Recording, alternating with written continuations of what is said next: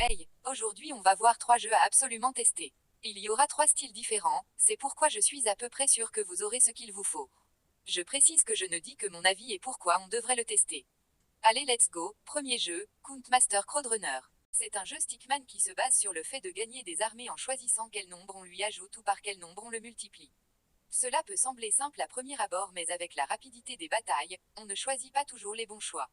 Vous devrez diriger votre armée pour éviter de toucher les obstacles. À chaque bataille, une armée ennemie vous attend. Si son nombre est supérieur au vôtre, c'est game over pour vous. Le jeu se développe avec à chaque niveau de nouveaux obstacles, de nouvelles unités avec leurs caractéristiques et de nouveaux calculs qui vous demanderont de l'ingéniosité. Vous gagnez de l'argent en fonction du nombre de survivants, qui vous servira à améliorer le nombre de départs de vos soldats ou l'argent gagné. Personnellement, je recommande fortement ce jeu. Deuxième jeu, un jeu de pure stratégie, Suprématie 1914. Vous devrez diriger un pays que vous choisirez et conquérir le monde entier. Chaque province que vous possédez en début de partie vous rapporte des ressources et possède chacune 10 soldats. Ces derniers vous coûtent par exemple du poisson et du blé. Il est possible de baisser la production de blé pour par exemple augmenter celle du poisson.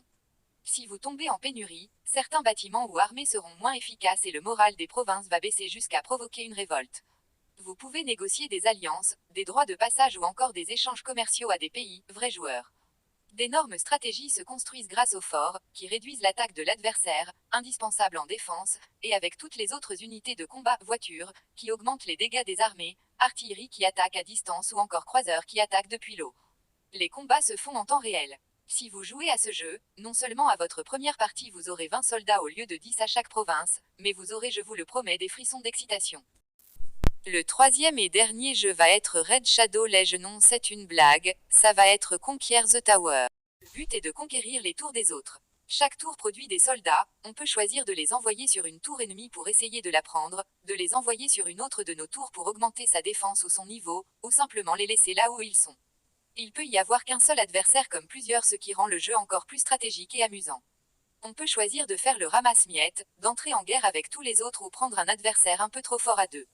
Je vous ai parlé de niveau, lorsqu'une tour atteint un certain nombre de soldats, elle augmente de niveau, c'est-à-dire qu'elle produit plus vite de soldats.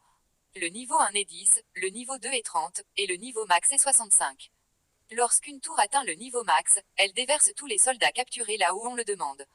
Une tour ne peut envoyer que 2 troupes en même temps, mais à partir de 40 soldats, elle peut en envoyer 3. Après chaque partie, on gagne de l'argent, il est ainsi possible d'améliorer la tour ou d'acheter des héros. Les héros vous proposent des compétences à utiliser. Bon, et bien on arrive à la fin de cette vidéo, j'espère que ça vous a plu, dites-le en commentaire si vous avez testé un des jeux et si vous avez aimé. Bye!